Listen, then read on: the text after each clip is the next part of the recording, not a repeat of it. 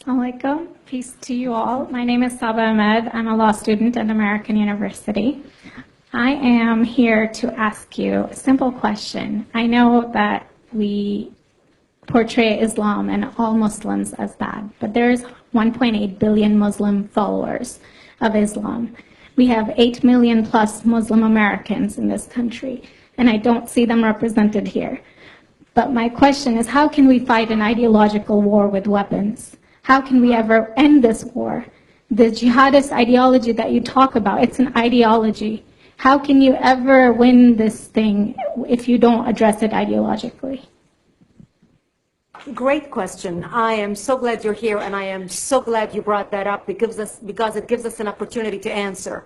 What I find so amazing is since the beginning of this panel, which we are here about Benghazi attack against our people, not one person mentioned Muslims. We are here against Islam, or we're launching war against Muslims. We are here to discuss how 4 Americans died and what our government is doing. We were not here to bash Muslims. You were the one who brought up the issue about most Muslims, not us. And since you brought it up, allow me to elaborate with my answer. There are 1.2 billion Muslims in the world today. Of course, not all of them are radicals. The majority of them are peaceful people. The radicals are estimated to be between 15 to 25%, according to all intelligence services around the world. That leaves 75% of them peaceful people. But when you look at 15 to 25% of the world Muslim population, you're looking at 180 million to 300 million people dedicated to the destruction of Western civilization. That is as big as the United States. So why should we worry about the radicals, 15 to 25%? Because it is the radicals that kill. Because it is the radicals that behead and massacre. When you look throughout history, when you look at all the lessons of history, most Germans were peaceful. Yet the Nazis drove the agenda. And as a result, 60 million people died. Almost 14 million in concentration camps. 6 million were Jews. The peaceful majority were irrelevant. When you look at Russia, most Russians were peaceful as well. Yet the Russians were able to kill 20 million people. The peaceful majority were irrelevant. When you look at China, for example, most Chinese were peaceful as well.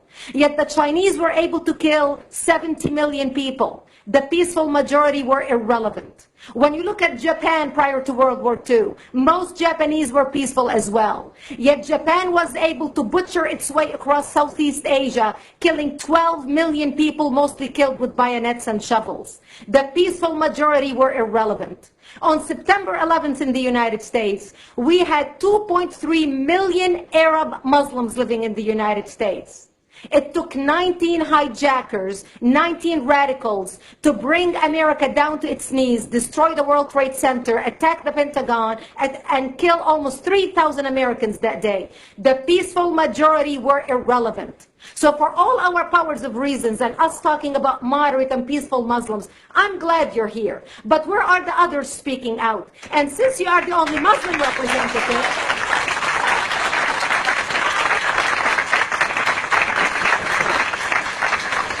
save the applause till the end.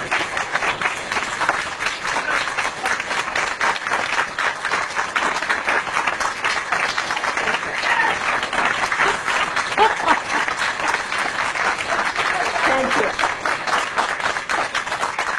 And since you're the only Muslim representative in here, you took the limelight instead of speaking about why our government, and I assume, are you an American? You're an American citizen. So as an American citizen, you sat in this room and instead of standing up and saying a question or asking something about our 4 Americans that died and what our government is doing to correct the problem, you stood there to make a point about peaceful, moderate Muslims. I wish you brought 10 with you to question about how we can hold our government responsible. It is time we take political correctness and throw it in the garbage where it belongs and start calling it